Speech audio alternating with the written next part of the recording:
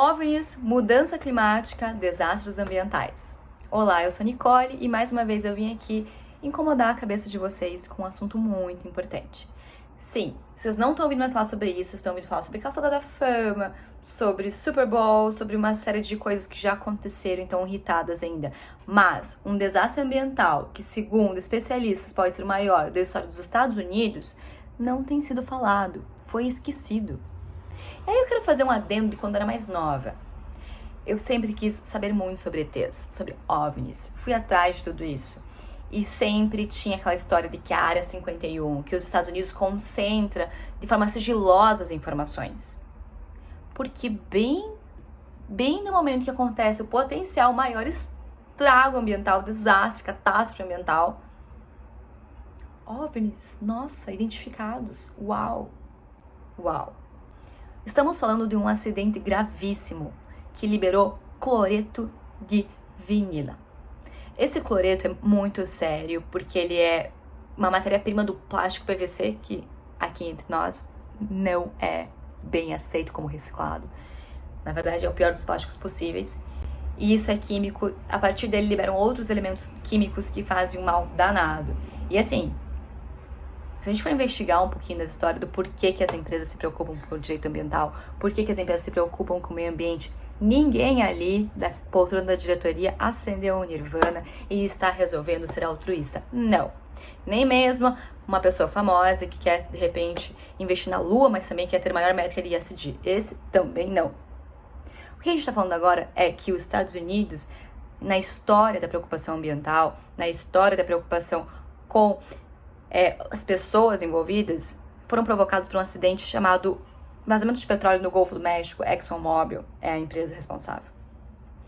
Esse acidente fez com que as empresas se mexessem lá no século passado, por volta da década de 80, 90, para que começassem a construir políticas legais ambientais, para que olhassem de forma precavida. O que é precaução nesse quesito, né? É um princípio muito importante na história do direito ambiental, que veio com a Declaração de 92, para que as empresas olhem se precavendo a um dano, um risco que elas não têm noção do que vai acontecer.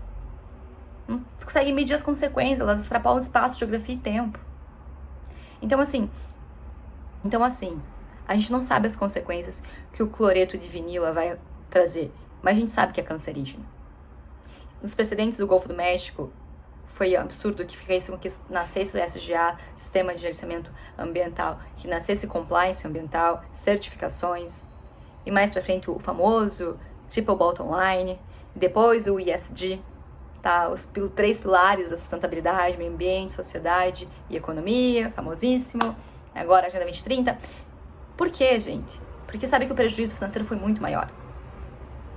E a gente sabe que quando se trata de ambiental, de meio ambiente, a sua responsabilidade é objetiva, ou seja, não vai discutir se você tinha intenção ou não de fazer aquilo.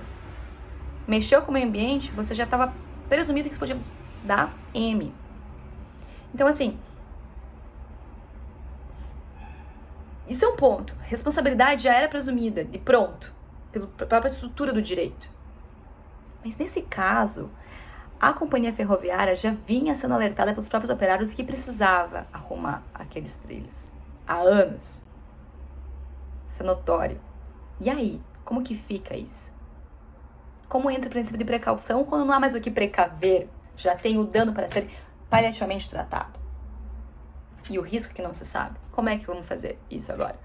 Então, é uma postura que a gente como empresa, a gente como operadores do direito, a gente como educadores de liderança na área da sustentabilidade precisa se preocupar.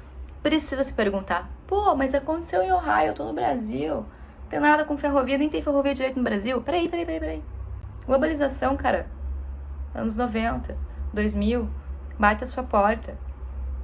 E estamos falando de uma sociedade de risco hoje em dia, em que os efeitos do risco extrapolam espaço, geografia e tempo. E aí, como é que fica? Isso vai chegar em você de alguma forma ou outra. É o mesmo planeta, não é uma aparência de traçado geográfico que limita os efeitos.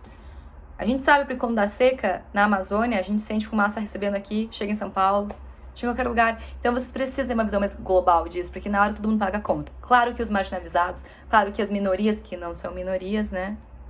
A gente sabe que é uma grande parcela da população, não é 1%. Essa galera sente primeiro a porrada. Mas vocês todos privilegiados também sentem. Então, empresários, olhem com carinho para essa situação. Não se distraiam com OVNIs. Essa é mais uma estratégia muito antiga de apagamento da questão ambiental. É importante lembrar do que está acontecendo no governo norte-americano. Então, o Biden foi eleito e veio com a proposta de tornar normativas legais e exigência do ESG. O parlamento barrou ele. Então, começou esse problema. Agora que isso aconteceu, de Ohio no caso, como que fica?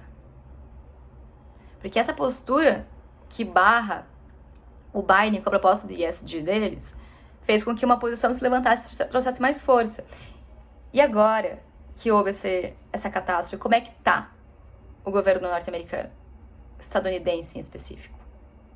É preciso olhar para isso de forma crítica, porque as decisões tomadas lá, o Brasil tende a espelhar. Leia-se Capitólio e o que aconteceu no nosso Planalto pós-eleição. Então, vamos pensar ali de forma mais crítica. Não tá tão longe assim. O que vocês podem se posicionar a respeito disso? A quem vocês devem procurar?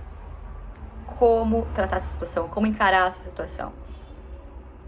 A gente está acostumado a receber muita informação, mas eu preciso ser mais crítico. Como isso respinga em mim? Pessoal, é isso. Espero não ter alugado um triplex na cabeça de vocês com essa situação de Ohio, OVNIs e tudo mais. De verdade, do fundo do meu coração, eu queria que uma catástrofe ambiental fosse uma shade pra gente não ter uma invasão alienígena. Sei lá, estaria mais tranquila. Mas não, é ao contrário, tá? Fiquem atentos, critiquem, raciocinem sobre tudo que vocês escutam, tá bom? Grande abraço e conte conosco, Nicole e Ibirã. Tchau, tchau.